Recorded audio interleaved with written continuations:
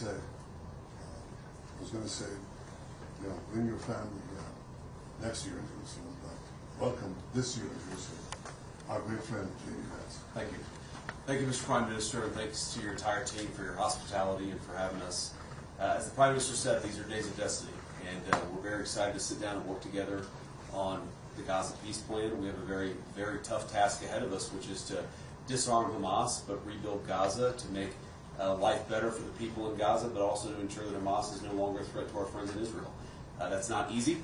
I think the Prime Minister knows that as well as anybody, but it's something that we're committed to in the Trump administration. And I think we've, even in the past 24 hours, had a lot of good conversations with our friends in the Israeli government, but also, frankly, with our friends in the Arab world who are stepping up and volunteering to play a very positive role in this. So we're going to keep working at it.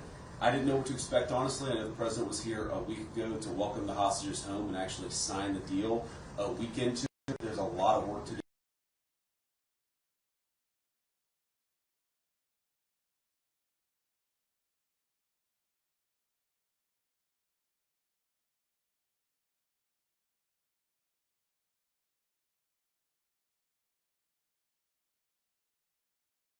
And not in the media that Israel is becoming some kind of vassal state or protectorate of the United States, not only advising it what to do, but also commanding what to do.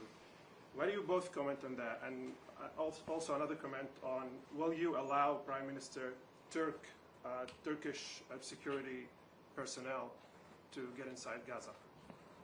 Well, I want to put it very clearly. 1 week they say that Israel controls the United States. A week later they say the United States controls Israel. This is hogwash. We have a partnership, an alliance of partners who share common values, common goals.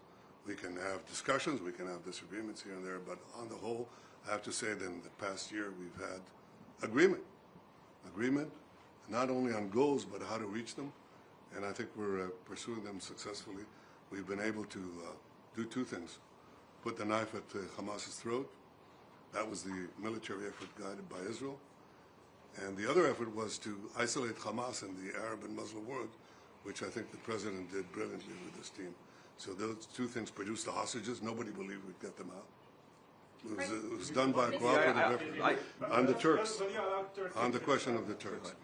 I think, let me quote the Vice President from yesterday. He said that I have very strong opinions on that. And he also said, we have to do it with, Israel will be obviously decide together on who does that. So I have very strong opinions about that. You want to guess what they are? Yeah, you know them. Okay. I want to, guys, for a second. I want to address that. So, look, we don't want in Israel. We don't want a vassal state, and that's not what Israel is. We don't want a client state, and that's not what Israel is. We want a partnership. We want an ally here. And the President believes very strongly that if Israel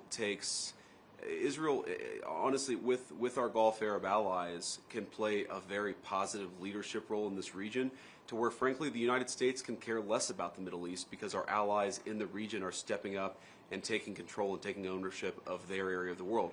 Now, that doesn't mean we don't have interests here. That doesn't mean we don't care about what happens here.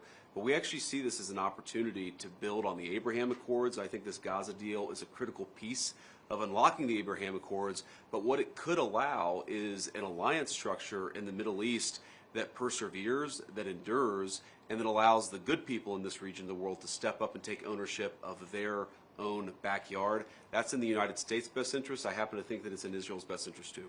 Excuse me, we're not taking any more questions from the foreign press. One more and that's it, just to be fresh. Please. President Vance, you say that the ceasefire isn't on the verge of collapse, but why is it that the President sent Jared Kushner, Steve Witkoff, now yourself, and then Secretary of State Marco Rubio to Israel this week, if that's not the case?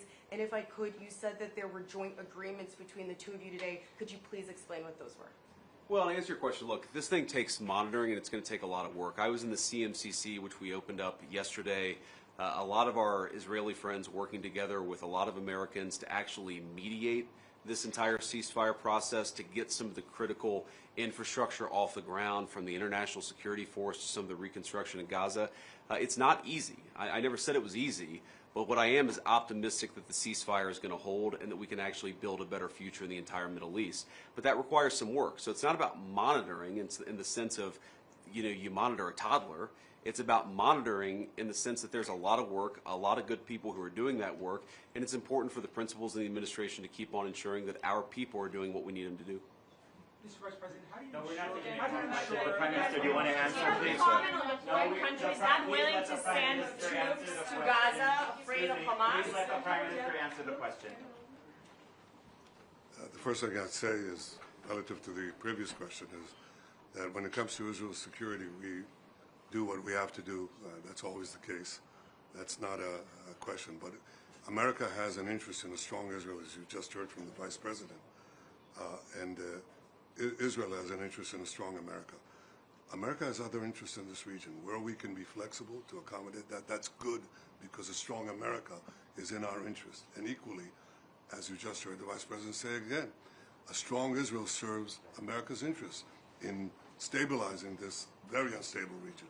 And you can't stabilize it without a strong Israel. So we make the decisions for the security of Israel, but we make common decisions for the region, which I think can serve us both. And that's what we discussed today. We discussed this idea of the day after. Remember, everybody said you don't have a day after, you don't have a day after. We're just creating an unbelievable day after with a completely new vision of how to have the civil government, how to have the security there, who could provide that security there, again, with Israel taking care of overall security always. And we discussed that, and I think we have some very, very good ideas how to proceed.